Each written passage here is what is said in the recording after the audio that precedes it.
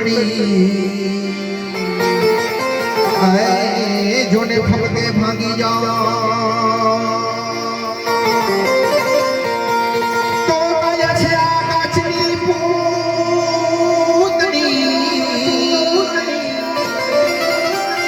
મને ફપકે ભાગી જા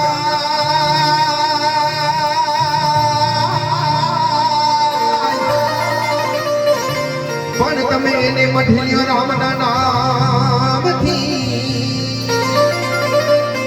જેન કોઈ એની કટકાનો થાય એ પણ તમે એને મઢિયો રામના નામથી જી હો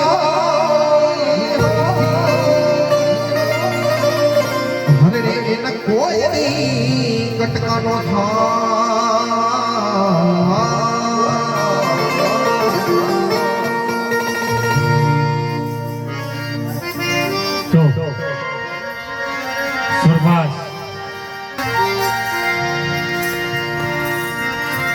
નથુભાઈ વસરામભાઈ દેસાઈ જ્યારે આ સત્તર આત્મા ઘર કુટુંબ તેમજ દેસાઈ પરિવારની વિદાય લઈ કાયમના માટે સ્વર્ગલોકનો કેડો પકડીને ચાલ્યા ગયા છે. કારણ કે મિત્રો આ જગતની અંદર જેનું નામ છે ને એનું નાશ કોઈ વ્યક્તિ અમરવટો લઈને આવેલું નથી. જેને જન્મ લીધો છે ને એને એક ના એક દિવસ આ જગત છોડી જવાનું છે. બાકી વાત કોનો ક્યારે વારો આવી જાય એ તો જાનકીનાથ મર્યાદા પુરુષોત્તમ ભગવાન શ્રી રામને પણ નહોતી ખબર. તો હું તમે તો કાળા માથાના પામર માનવી કહેવાય. પણ જ્યારે આ સદગત આત્મા દેસાઈ કુટુંબની વિદાય લઈ ને ચાલ્યા ગયા હોય,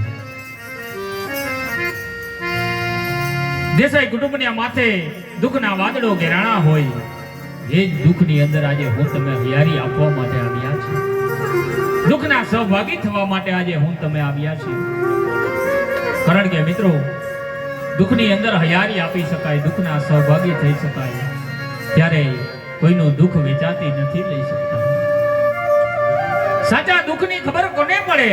કે જે ઘરમાંથી અંદરથી જે દીકરાનો બાપ ગયો હોય દીકરાને હોય છે, જે ઘરની અંદરથી દીકરીનો બાપ ગયો હોય ને દીકરીને હોય છે. કે બાપના જવાથી ઘરની અંદર કેવડો ખાડો પડે છે એ મને તમને નથી ખબર પડતી, એ તો ઘરના દીકરા અને દીકરીને ખબર પડે છે. આજે હું તમે હૈયારી આપી અને કાલે આપણે પોતપોતાના ઘરે જતા રહેવાના છે. એમની પાછળ એમના દીકરાઓએ આવું સરસ મજાનું ભગીરથ કાર્યનું આયોજન કરેલું છે. પ્રભુના નામ લેવાય છે, હરિના ગુણ ગવાય છે, સાથે સાથે માં ગવત્રીની સેવા થાય છે, ગાય માતાની સેવા થાય છે. પણ મિત્રો જ્યાં સુધી સદગત આત્માની શ્રદ્ધાંજલિના બે શબ્દ નો બોલાય ને ત્યાં સુધી કાર્ય થોડું અધૂરું હોય એવું લાગે.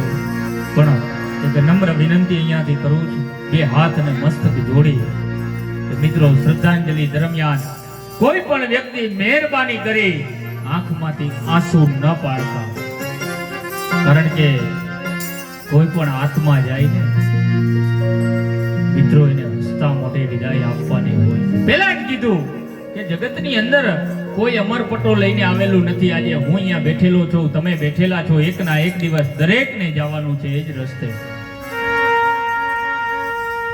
જ્યાં સુધી મારા તમારા મોહ બંધન જોડાયેલા હશે ને ત્યાં સુધી આપણે સાથે રહેશે. મોહ બંધન જેવા પૂરા થઈ ગયા છે એટલે એ આત્મા ચાલીને જતો રહેવાનો.